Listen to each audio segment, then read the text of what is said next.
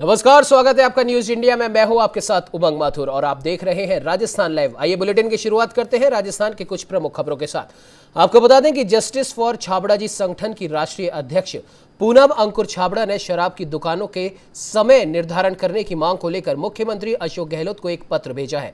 पूनम अंकुर छाबड़ा ने बताया कि आबकारी नीति के तहत प्रदेश में शराब की दुकानें सुबह 10 बजे से शाम 8 बजे तक यानी कि 10 घंटे खुली रखने की अनुमति है। इसके बावजूद शराब की दुकानें सुबह 6 बजे से शाम 7 बजे तक यानी कि 13 घंटे खोली जा रही हैं और आबकारी नियमों की भी खुलेआम अवहेलना की जा रही है। पूनम अंकुर छाबड़ा ने मुख्यमंत्री से प्रदेश में आबकारी नीति की पालना सुनिश्चित करवाने की अपील की है।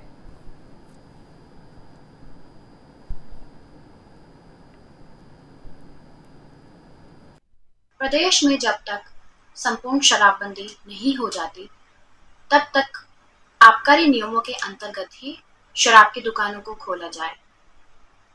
छाबड़ा साहब के साथ में हुए समझौतों के अनुसार सुबह 10 बजे से शाम को 8 बजे तक ही शराब की दुकानों को खोलने का प्रावधान था, जो कि 10 घंटे था। लेकिन आज के समय में सुबह 6 बजे से शाम के 7 बजे तक शराब की दुकानों को खोला जा रहा है, जो कि 13 घंटे का समय है। ये छाबड़ा साहब के साथ में हुए समझौतों की अवहेलना है। मैं सरकार से ये मांग करती हूँ कि शराब की दुकानों को आबकारी के नियमों के अंतर्गत ही खोला जाए। तो ये आपको बता दें कि पूनम अंकुर छाबड़ा ने मुख्यमंत्री अशोक गहलोत को एक पत्र लिखा है जिसमें उन्होंने शराब की दुकानों के खोलने का जो इस समय है उसे ज्यादा बताते हुए वापस से पुराने समय की हम कह सकते हैं एक तरीके से उन्होंने मांग की है। और तो वही आपको बता दें कि हमारे साथ इस खबर पे चर्चा के लिए पूनम अंकुर छाबड़ा जी खुद फोन लाइन पे मौजूद हैं। पूनम जी, बहुत बहुत स्वागत है न्यूज इंडिया में। बहुत बहुत आभार।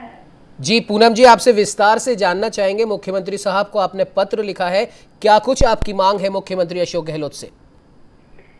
देखिए, वैसे तो मैं शराब की पूर्ण रूप से पाबंदी मांगती हूँ।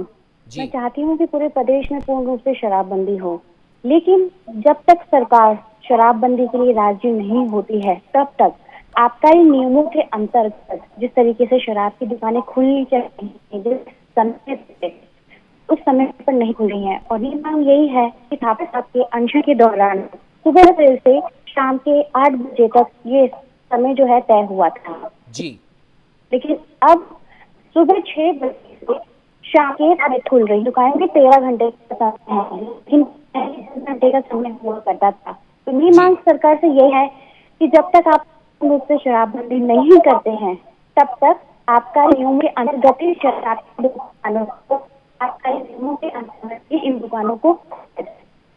जी बिल्कुल पूनम जी, और एक छोटा सवाल और है आपसे कि जिस प्रकार से चलिए ये समय की जो आपने मांग की है कि पहले 10 घंटे शराब की दुकानें खुलती थी, अब 13 घंटे खुल रही है। जाहिर सी बात है कि इससे जो हम कह सकते हैं जो भी इसका सेवन करने वाले हैं वो तो खैर आप उनको एक हम कह सकते हैं कि एक्स्ट्रा टाइम उन्हें मिल गया है। लेकिन एक चीज़ और आपसे जानना चाहेंगे, जिस प्रकार से शराब की दुकानें बंद होने का इस समय भी जो समय है या पहले भी जो समय था, देखा गया है कि अक्सर उस समय के बाद भी शराब की बिक्री होती है। क्या इसको लेकर भी कुछ विशेष मांग आपकी तरफ से की गई है?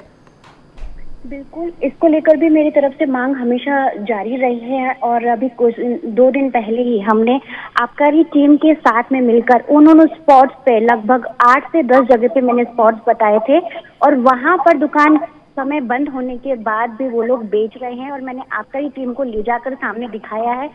वो लोग खुद गाड़ी में आकर ऑर्डर ले रहे थे, जिसके लिए मैंने आबकारी साहब को ये बताया भी, आयुक्त साहब को, कि इस तरीके से प्रॉब्लम्स हो रखी हैं। टीम गई और उन्हें खुद वहां पे देखा। अब उसके अंतर्गत ये लोग कार्रवाई करने की मैंने मांग की है और जल्द से जल्द इस पे चालान के लिए और इन दुकानों को सस्पेंड करने के लिए मेरी मांग है और हमेशा ये मांगे चलती रहेंगी।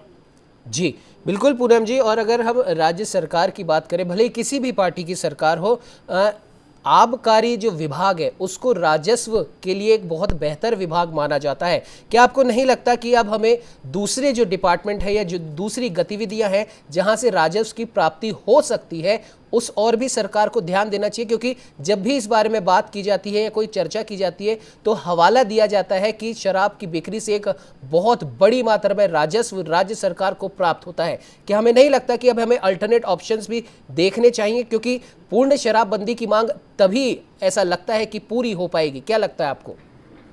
देखिए, मैं यही हमेशा से मांग करती हूँ कि हमें सबसे पहले बिहार का उदाहरण देखना चाहिए, जहाँ पे संपूर्ण रूप से शराबबंदी की गई है।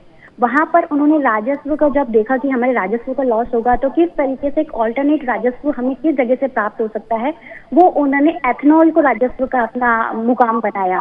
पेट्रोल और डीजल कैसे बनाया जाता है? इथेनॉल नाम का जो एक सब्सटेंस होता है, अगर उसको यूज किया जाएगा तो पेट्रोल डीजल हमें मिलेगा, और सबसे बड़ा राजस्व हमें पेट्रोल से भी मिलता है। अगर हम एथेनॉल को बहुत ज्यादा मात्रा में बनाएंगे तो जो राजस्व का घाटा हमें शराब के व्यापार को बंद करने से होगा, वो हमें वहां से उससे भी ज्यादा टारगेट अचीव हो सकता है।